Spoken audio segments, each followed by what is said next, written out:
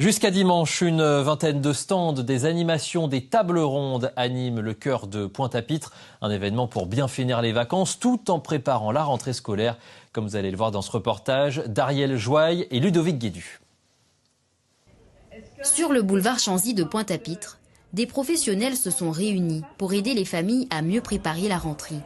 Une initiative gratuite qui permet aussi de rencontrer et d'échanger avec des intervenants sur plusieurs thématiques.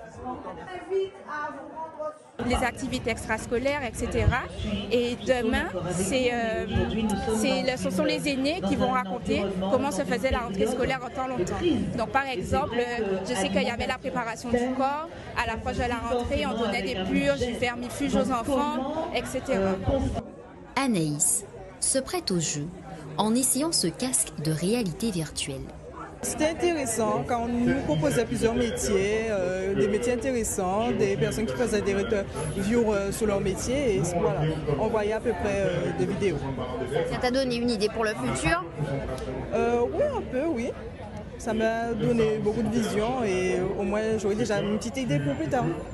Si parfaire la rentrée est au cœur de l'action, la découverte est aussi de mise. Cette vacancière en profite pour découvrir quelques trésors artisanaux. Le sirop de girofle, première fois que j'entends. Et ouais, je vois pas mal de produits. Le sirop de clitoria non plus, je ne connaissais pas. Donc c'est sympa à découvrir que dans la Guadeloupe, en Guadeloupe en tout cas, qu'on a pas mal de choses. Et ça fait plaisir. Et parce que les vacances ne sont pas terminées, la Pointe Vibration, c'est aussi l'occasion de s'amuser.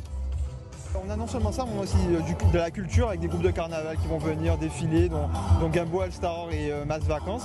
Il y a Nation aussi qui passe dimanche. On a le défilé de Sébastiano qui sera là dimanche également. Il nous fait l'honneur de défiler à la Roufrébeau.